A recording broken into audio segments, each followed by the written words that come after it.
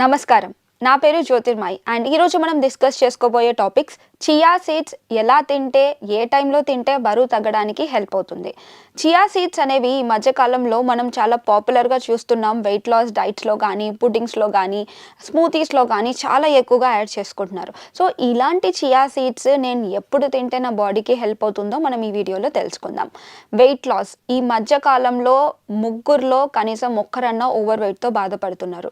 BMI కనుక చూసుకున్నట్టు 18.5 నుంచి 25 లోపల ఉండాలి అండ్ చాలామంది 25 కన్నా అబవ్గా ఉన్నారు అండ్ చాలామంది grade 1 grade 2 like grade 1 obesity grade 2 grade 3 ఒబేసిటీతో కూడా బాధపడుతూ ఉన్నారు. సో అలాంటి వాళ్ళు ఒక హెల్దీ బ్యాలెన్స్ డైట్ తీసుకోవడం వల్ల బాడీకి కావాల్సిన ఎనఫ్ న్యూట్రియంట్స్ అనేది ఇవ్వడం వల్ల మీ వెయిట్ మేనేజ్మెంట్ అనేది ఈజీగా అవుతుంది.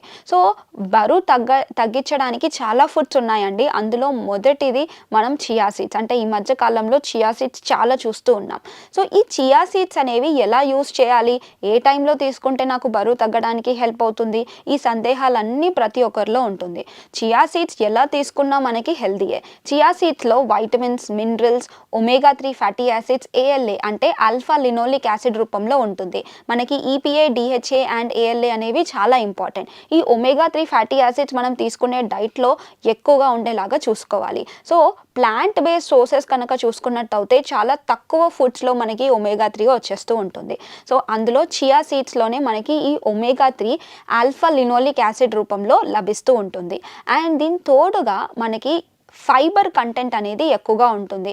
ఎప్పుడైతే ఫైబర్ ఎక్కువగా ఉండే ఆహారాలు, ప్రోటీన్ ఎక్కువగా ఉండే ఆహారాలు కనుక మనం తీసుకున్నట్టయితే వెయిట్ లాస్ జర్నీ అనేది ఈజీగా అవుతుంది. ఈ చియా సీడ్స్ అనేవి చాలా సాఫ్ట్గా, స్లిప్పరీగా ఉంటాయి. ఇది మనం ఎప్పుడైతే వాటర్ తోటి కాంటాక్ట్ అవుతుందో, ఏదైతే లిక్విడ్ సబ్స్టెన్స్ తోటి కాంటాక్ట్ అవుతుందో పైన లేయర్ అంతా జెల్లీ లాగా ఫార్మేషన్ అయిపోతుంది అనమాట. సో ఈ జెల్లీ లాగా ఫార్మేషన్ అయ్యేది మన బాడీకి చాలా బెనిఫిట్ ఇస్తుంది అనమాట. ఫైబర్ కంటెంట్ అనేది ఎక్కువగా పెరిగిపోతుంది. సో చాలామంది న్యూట్రియంట్స్ యాడ్ చేసేసి తీసుకుంటూ ఉంటారు. అంటే కొన్ని స్మూతీస్లో కూడా దీన్ని యాడ్ చేసేస్తారనమాట.